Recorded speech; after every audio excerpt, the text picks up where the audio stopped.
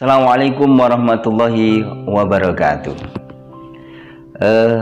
Ada cerita yang menarik terjadi dan saya dapatkan ketika waktu senggang pergantian menunggu dosen ketika kuliah pasca sarjana.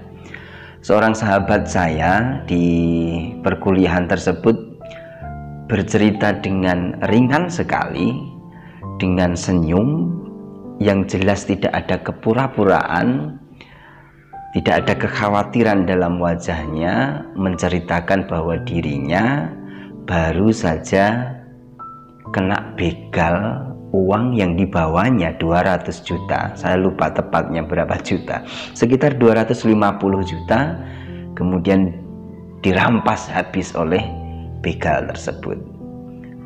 Yang asik, menurut saya asik bukan tentang jumlah uangnya, bukan tentang peristiwanya, tentang bagaimana beliau mengekspresikan wajahnya, ketenangan hatinya ketika menceritakan pengalamannya yang baru saja terjadi, bahwa dia telah kehilangan uang 250 jutaan karena dibegal.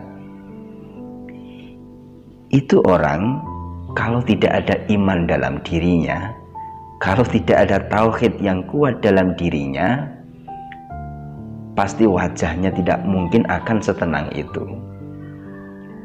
Maka saya tertarik sekali apa yang bisa membuat saudara saya, sahabat saya ini bisa begitu tenang, bisa begitu damainya, padahal habis kehilangan uang 250 juta.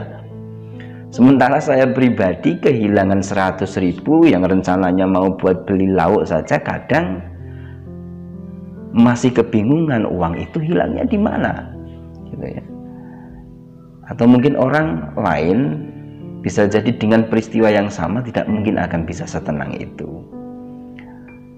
Maka dikembalikan kepada, jawabannya menarik, dikembalikan kepada apa yang juga pernah disampaikan oleh Ibnul Qayyim Al-Jauziyah, yang menjadikan aku tenang dan senang menjalani kehidupan ini, bahwa sesungguhnya rezekiku tidak akan pernah diambil oleh orang lain.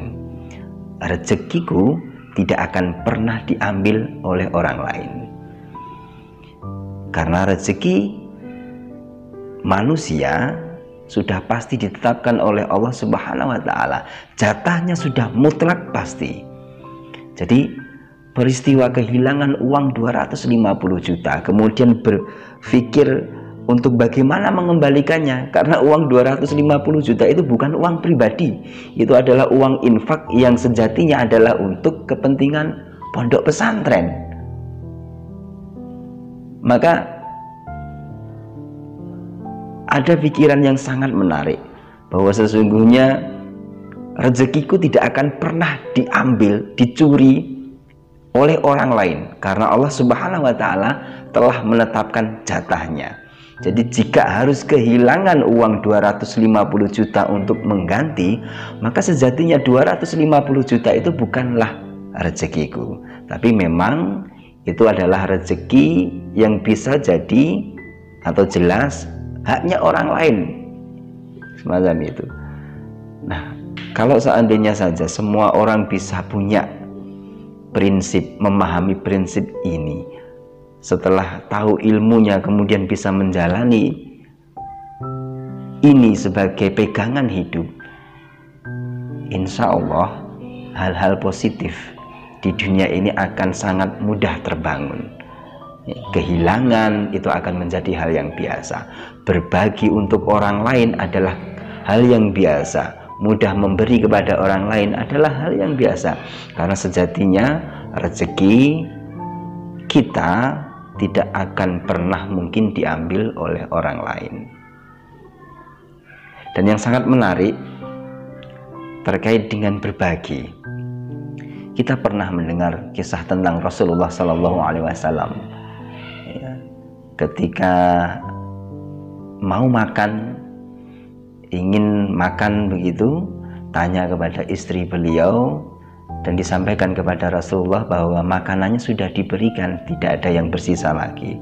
Maka menarik jawaban Rasulullah SAW bahwa sesungguhnya yang kita miliki, harta yang kita miliki itu justru yang kita berikan kepada orang lain, yang kita sedekahkan kepada orang lain, itulah harta yang sesungguhnya.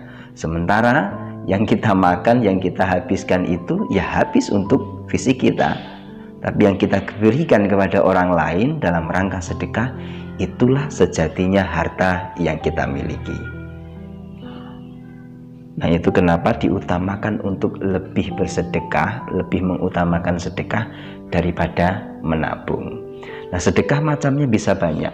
Kita bisa bersedekah kepada keluarga terdekat sendiri, suami kepada istri, suami ayah kepada anaknya, dalam memberikan makan, dalam memberikan pakaian, itu adalah bagian dari sedekah.